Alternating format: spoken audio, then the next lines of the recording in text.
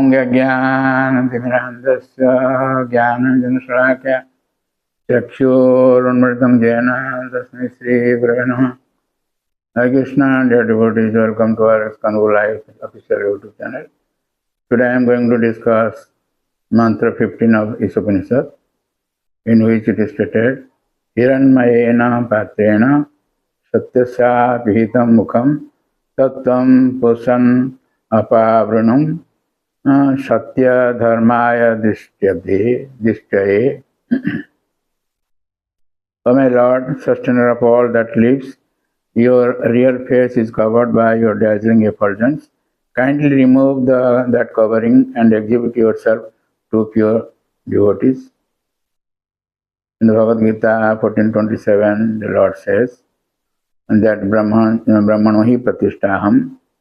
That means his personal rays, Brahmajyoti, the dazzling effulgence of his personal form, in this way, Brahmanohi Pratishtaham. I am the basis of the impersonal Brahman, which is immortal, imperishable, and eternal, and is the constitutional position of ultimate happiness. Brahman, Paramatma, and Bhagavan are three aspects of the same absolute truth. Brahman is the aspect most easily pursued by the beginner. Paramatma, the super soul, is realized by those who have further progressed. And Bhagavan realization is the ultimate realization of the absolute truth. This is confirmed in Bhagavad Gita 7:7, where Lord Krishna says that he is the ultimate concept of the absolute truth. Sorry. Matta paratarang nanyat kinchidasiddhanajaya. Therefore, Krishna is the source of the Brahmajyoti as well as the all-pervading Paramatma. Later in Bhagavad Gita 10:42, Krishna further explains, Atava bhuvunetena king gyantena devarjuna vishtabhyamita krishnam ekanchana sthita jagat. What need is there, Arjuna, for all this in detailed knowledge? With a single fragment of myself I pervade and support this entire universe. Thus by his own plenary expansion, the all-pervading Paramatma, the Lord maintains the complete material cosmic manifestation.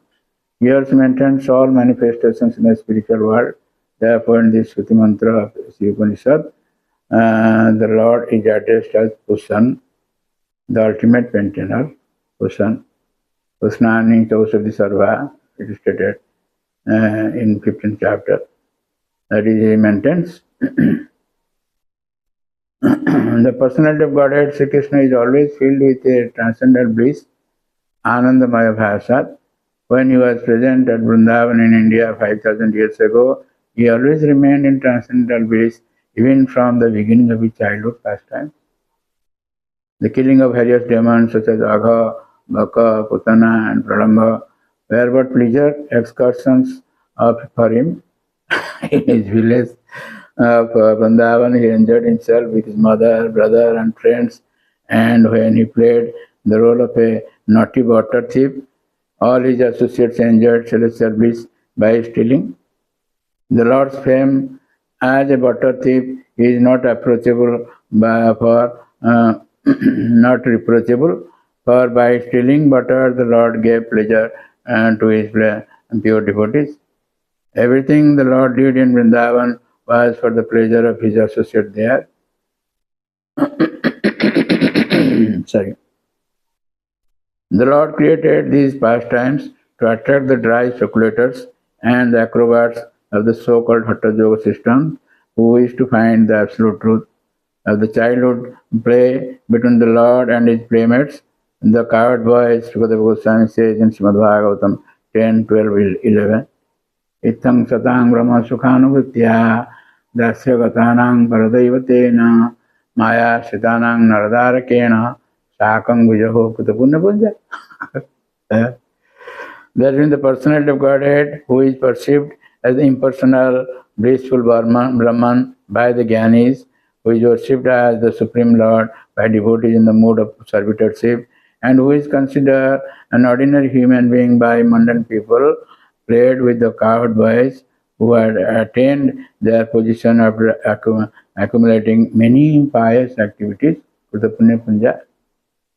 Thus, the Lord is always engaged in transcendental loving activities with his spiritual associates in the various relationships of Santa or neutrality, Dasya or servitorship, Sakhya or friendship, Vatsalya or parental affection, and Madhurya or conjugal love. Since it is said that Lord Krishna never leaves Vrindavan Dham, one may ask how he manages the affairs of the creation. So this is answered in the Bhagavad Gita 13, 14, 18, 13 chapter, 14 to 18, 5 verses. The Lord pervades the entire material creation by his plenary part known as Paramatma or Super Soul. Although the Lord personally has nothing to do with material creation, maintenance and destruction, he causes all these things to be done by his plenary expansion, the Paramatma. Every living entity is known as Atma, soul, and the principal Atma who controls them all is Paramatma, the super soul. This system of God relation is a great science. The materialistic Sankhya Yoga can only analyze and meditate on the 24 factors of the material creation, but they have very little information of the Purusha, the Lord. And the impersonal transcendentalists are simply bewildered by the glaring effulgence of the Brahman Jyoti. If one wants to see the absolute truth in full, one has to penetrate beyond the 24 material elements and the glaring effulgence as well. Sri Upanishad points toward this direction, praying for the removal of the Hiranmaya Patra, the dazzling covering of the Lord. Unless this covering is removed, no one can perceive the real face of the personality of Godhead, and factual realization of the absolute truth can never be achieved. So the Paramatma picture of the personality of Godhead is one of three plenary expansions of our Vishnu Tattvas, collectively known as the Purusha Avataras. One of these Vishnu Tattvas who is within the universe is known as Kshirodakasai Vishnu. He is the Vishnu among the three principal deities, Brahma, Vishnu and Shiva. And he is the all-pervading Paramatma in each and every individual living entity. The second Vishnu Tattva within the universe is Garbhodakasai Vishnu. And the collective super soul of all living entities. Beyond these two is Karanodakasai Vishnu, who lies in the causal ocean. He is the creator of all universes.